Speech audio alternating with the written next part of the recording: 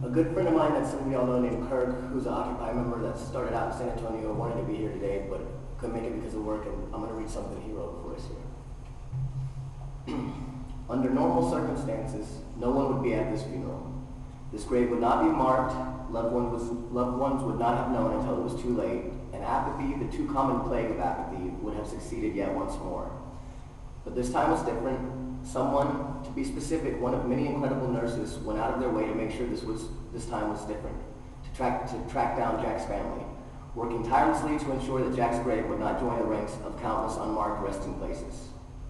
As many of you know, my father is homeless, as Jack was, as over 750,000 Americans are. 3.5 million people a year experience temporary homelessness. Over 10% of the impoverished population in the United States. Men, women, and children, mothers, fathers, sons, daughters, brothers, sisters, cousins, and veterans, all left in the night with nowhere else to go, not knowing where the next warm meal will come from, often with substance as the only source of comfort, and few people to trust, let alone love. Knowing that anyone has to experience such deeply saddens me. Knowing that many others don't take the time to care about this mass injustice disturbs me even more so. Too often are the people who suffer through homelessness victims of the consumerist system that cares not of the well-being of those who reside within its bounds. Blamed for their situation, while our society truly has nothing to blame beyond itself and its lack of genuine caring. Jack's death was unexpected for many of us. May it serve to us as a solemn reminder to show our kindness and appreciation not only to loved ones, but to all of our fellow people, especially those, strangers or not, who are forced to live on the streets. We can only hope and work for a future where homelessness and the problems that create and come with it are eradicated, where love radiates from every community across the globe and people come before profits. Let us make this day come soon. And a few words from some of our other guests.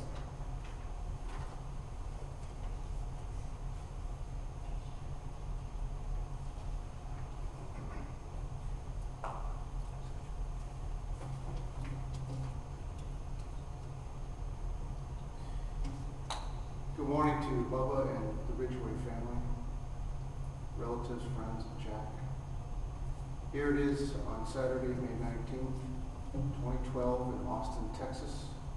We've come to say farewell to a man who was much loved by his siblings and especially by his brother Bubba.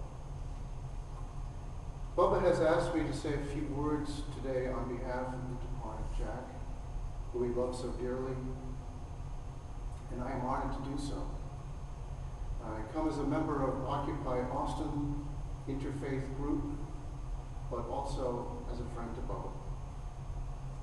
There's a bond between Bubba and I this past month that goes beyond supporting the movement, and perhaps that's one reason why it might be fitting for a guy from the smallest state to be standing here before you in this big old state of Texas.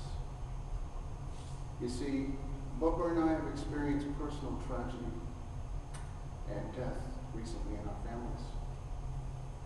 We both lost a brother in this past month, and this creates a bond of understanding between us. Additionally, I also lost my last uncle last week, and Bubba just returned from Montana with one last visit to his wife Nikki's grandfather, who was also deceased. So we've both been hit twice in the last month with death in our families. As Bubba said to me Wednesday, it's been an emotional roller coaster ride lately. So be that. We also share in that we are both from large Irish families. We like to procreate. Our siblings even share some of the same names. Bubba has 7 siblings, and I am one of 9 siblings. I'm fortunate that my parents lived to see us grow and are alive still to enjoy their grandchildren. This is a blessing. However, Jack and Bubba were not so fortunate. Before they were even old enough to drive, they not only lost a dad, but they also lost their mother as well. Although their father was a successful man, with dad gone and then without a mom as well, they ended up living an institutional life and were basically robbed of part of their childhood. Most of us can only imagine that hardship. Going a little deeper, we also know the serious ravages of addictions and how that can tear up a person and a family. It doesn't matter what kind of addictions, because they all destroy us. Some addictions do it sooner, some addictions do it later. So we must stand guard against addictions for ourselves, for those we love, so that we can hold on to the life that we have been blessed with in this world. I did not personally know or meet Jack. I was having to attend my own brother's funeral back home in Rhode Island during Jack's hospitalization. But I do know of him through his close love of Bubba, and because he is not unlike a brother of mine, who Jack spent part of his life homeless and hitching around the country as well. I saw the heartache that this caused for my parents, with my brother on the road and not knowing where he was. I spent hours online or on the telephone trying to track his whereabouts, sometimes sending care packages when we did locate him, to get him things that he might need to convince him to come home. He died back in 2008 of sudden heart failure, and we believe he was HIV positive. I'm pretty sure they'd all be with us now if they were not prone to addictions. But Kevin finally got his life back together, enough to have an apartment and a job, but then became addicted not only to substance abuse, but to overworking himself to compensate. And finally, like I say, died of sudden heart failure in his van in Laredo. But we are not here today to pass judgment on our brothers. It is not our place to do so. We are here to lend support to a grieving family who has lost one of its members, and to acknowledge that Jack meant something very special to his family and many of those who knew him. When a family loses a member, it's not unlike a punch in the gut. It takes all you've got to keep moving through the grief. Some of you had the opportunity to visit and meet Jack, and that's a great blessing for him as he prepared for his leaving. I am sure your kindnesses will be returned to you in your own time of need. So this, friends, is the time for us to reach out and console and to support and to give strength to a family that has lost their brother Jack.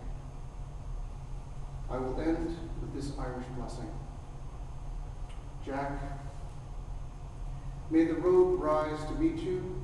May the wind be always at your back. May the sun shine warm upon your face.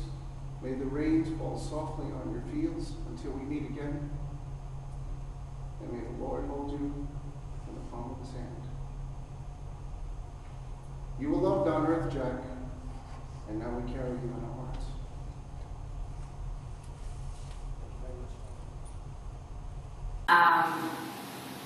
I did have the chance to meet him, thankfully, before he died in the hospital, and he looks like someone I would have enjoyed knowing. I actually know Bubba through the Occupy movement. I was doing a teach-in during South by Southwest on homelessness, and I had everything written down, and all these statistics, and just facts I had researched. And I think in the first 5 minutes, Bubba started to tell his story, and the notes went out the window. And that teaches people things I could never. That taught me something that I could never learn from reading a book. The reason Bubba asked me to speak is because of my work with the homeless. And I kind of wanted to put things in perspective for people. Right now, it's estimated there's about 6,000 homeless people in Austin. that estimate is probably very low because if you're homeless and you don't want to be seen, you're not going to be seen. 616 families, or 606, there are 616 homeless families with children in Austin. At AISD, it's estimated there's about 3,000 to 5,000 homeless students. 20% of the homeless people in Austin have mental health issues, and 31% have substance abuse issues. In 2010, 168 homeless people died in Austin, and those are the only ones that were documented and accounted for. As Jack said, this is a real blessing to be able to have this for Jack. Most people who die in the condition that he does don't get this. Their families don't get a chance to honor them. They don't get a chance to mourn them. They may not even have family around.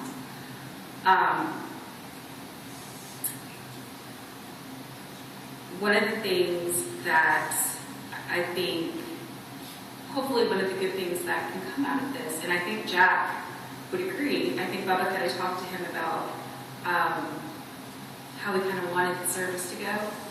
And I think this is a wonderful way to bring this issue to light. This is an issue that people don't want to think about. This is an issue that people want to just look past and pretend it doesn't exist. But it does. And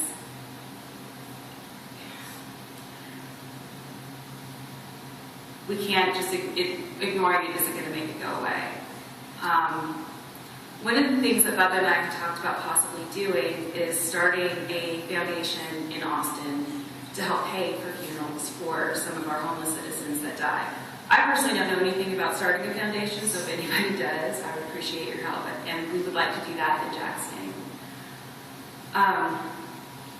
I wish I could say more about Jack as a person. I really wish I had gotten to know him. I do know that he was the third in a big family.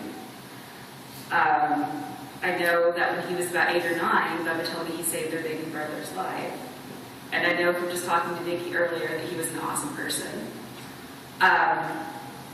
You know, and I think it's important for these stories to be told because I think when people see people on the streets, they don't think of them as people.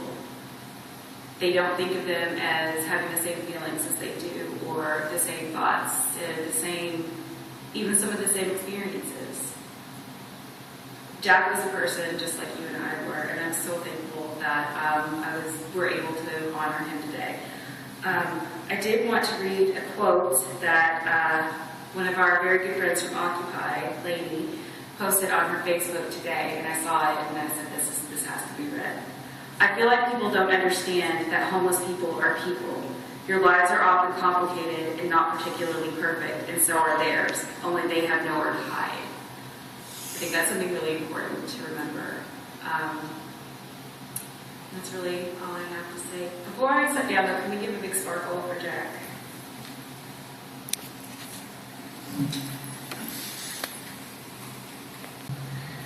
Bubba asked me to come here today and read a message on behalf of our friend Kirk. He already did so I'm going to share a little something personal with you guys. This morning, as I was getting ready, I started to think of the nice clothes that we were putting on, and it seemed a little awkward that some of these clothes might have been made using social suppression methods that have hurt Jack and millions of others like him. I wanted to change my clothes because of this, and maybe put something on a little bit less nice or something more ethical, but I started thinking I didn't really have anything. And then I realized that my feet were still bare. And I thought that that was important, that not everybody gets a nice new pair of shoes all the time or something to protect their feet. And in memory of Jack and the millions of other men and women and children like him, I'm going to leave my feet bare for the rest of the day. I feel we must become conscious of the steps that we take and the prints that we leave to know what we need to change our world. And I'd like to invite you to do the same and encourage the consciousness in yourself, not only of your footsteps for today, but the footprints that you leave for your life. Jack's lucky to have a good family, to come here and be with him. And as Bethany said, not everybody has that. So if we could just remember Jack today and maybe take the pain that you feel through your feet and realize the pain that you may inflict on others not knowingly, and remind yourself daily that it is possible to change that. Peace be with you, Jack, and the Ridgways. Namaste. There are always those points in life when life deals you troubles and you deal with them the best way you can. Families split apart at times. Arguments happen. People have unresolved issues, and there's not necessarily a language at times to fix it and put it into practice and fix everything at once. Life tumbles a whole bunch of responsibilities at you, and you try to reach out to your family members, your loved ones, your friends, and in the very moment that you hear something with someone, you realize you have to take care of it. The story of Jack, I met him, spoke with him briefly. With all of us, there's times when we can reach out to our own families and to our own friends and work through our grief and our bitterness that we have and try to bring the family closer together. We can mourn Jack, and we can mourn the inadequacies, I'm not able to say it, but let this maybe be a reminder that we can reach farther in our hearts to people that are less fortunate, to people that are, like in Jack's case, have unresolved issues that lead them and that led to situations that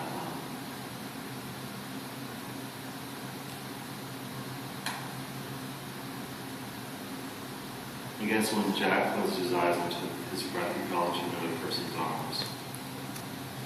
And as each of us live our day by day, let our hearts beat a little bit more passionately, a little bit more forgivingly towards ourselves, our own actions we've done in the past. Amen. Once again, thanks everybody who came out here today and for being here and helping. And I don't think I've ever had this many people to thank in my whole life before, and I know Jack didn't either.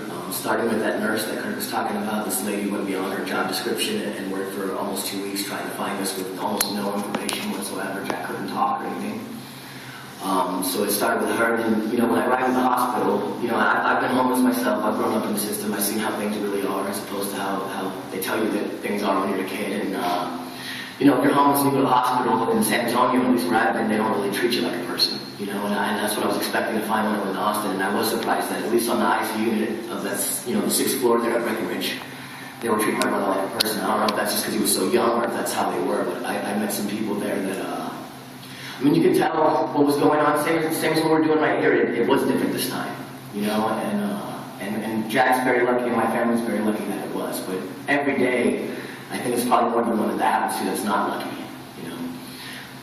Jack was a young man, and I knew him most of his life. When we were kids, he was the good one, and I was the bad one.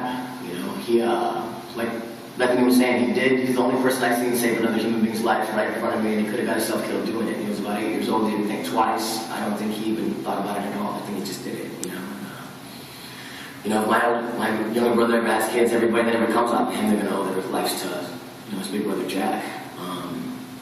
And then things got worse in our lives pretty quick after that, and things got really rough, and we went through a lot of hard times. About the time Jack was turning 18, 3 of us brothers had kind of banded together with Nikki and my oldest son and moved in together, and we're doing better. And he had a few years where he did all right. He was one of the hardest working people I knew. He was one of the people that I tried to be like too, that I don't think Jack ever told a lie during that time of his life. He wouldn't lie for a white lie, for to make somebody feel better lie, or for anything. If he said something, that's what he thought, and that's the way it was. And if he said he'd do something, he would do it, He had a future ahead of him. He was starting, like I have here, he had developed a small people that, when you don't have a family, sometimes you're lucky enough to get people that are family to you, and Jack had developed one of those. I didn't really get it at the time, and then the last day of Jack's life when he was dying, it kind of dawned on me. When his drinking started spiraling and he began destroying his life in really short order, he had a girl and she had a miscarriage, and this was devastating to him, in a way that none of us could understand at the time.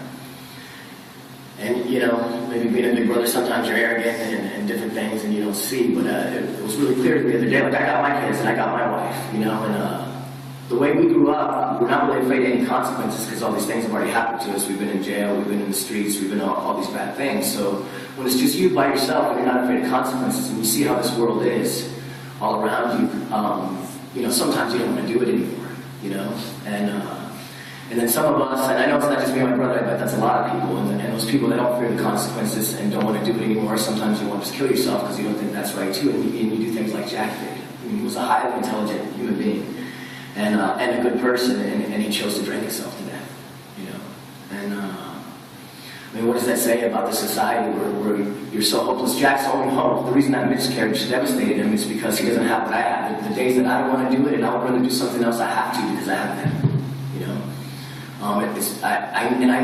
looking back when it all clicked in my head, I knew that at the time I knew that's why I needed that. I don't know, some shrink might say I'm codependent or something if I have to base my life on happiness, but from where I'm coming from, I didn't have a reason to live, and I straightened myself up, and that didn't quite seem to be enough, because I can't straighten everything up, right, I used to be bad, and when I wanted to be good, I found that the people that were supposed to be good usually a lot of times weren't,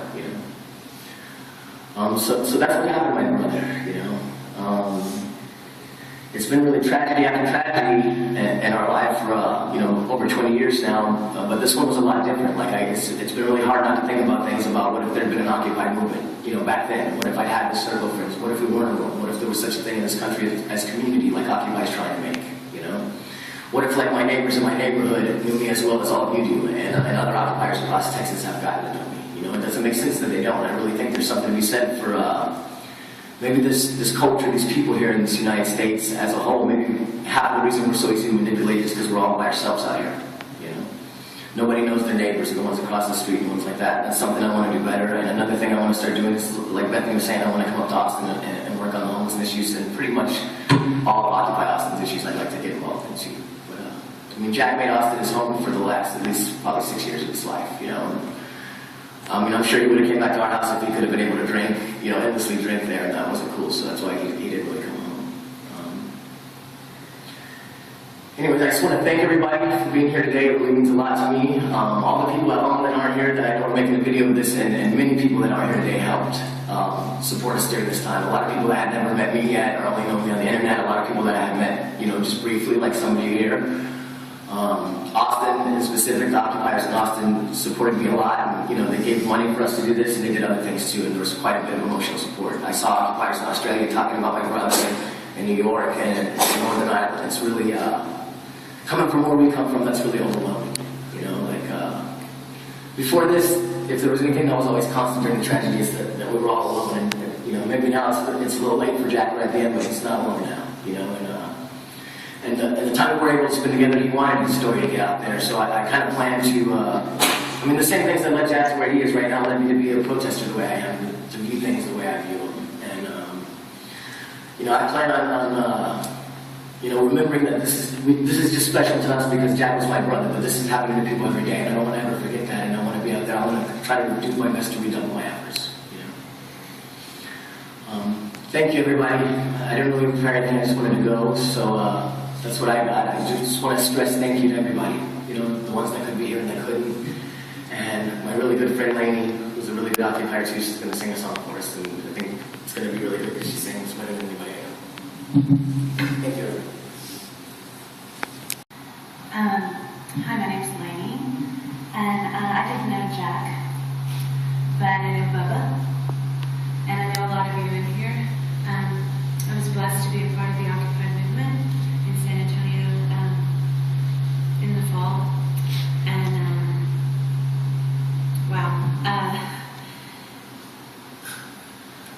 one of the things that it meant to me was that I could be a part of something bigger than me, and my hope has always been that we as a community could reach out and touch people like Jack and affect a change in their lives. And I don't think it's too late for Jack, Bubba, because our souls are eternal, aren't they? And he knows that we're here in support of him and his life. Even though I may not have known him on this earth, I know him in spirit. And I too have a brother that almost destroyed his life through alcohol, and through the grace of God and some great programs, he was able to get himself straightened out. But don't we all have that somewhere in our family? Aren't we all joined by that one tragic event? Don't we all have addictions? Maybe some more controlled than others. Anyway, that's just something I wanted to say. But I love you, and I love all of you. And we're all the same, aren't we? And so Bubba had asked me to sing this song. So I hope you're blessed by it. Imagine there's no heaven. It's easy if you try. No hell below us.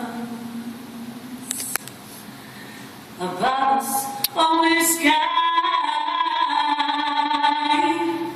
Imagine all the people living for today.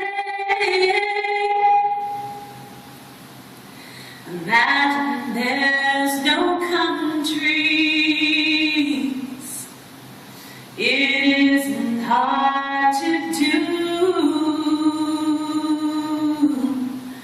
Nothing to kill or die for, and no religion too. Imagine all the people living life in peace. You may say I'm a dreamer, but I'm not the only one. I hope someday you'll join us, and the world will be as one. Imagine there's no possessions. I wonder if you can. No need for greed or hunger. A brotherhood of man. Imagine all the people sharing all the world. You may say I'm a dreamer, but I'm not the only one. I hope someday you'll join us, and the world will be as one.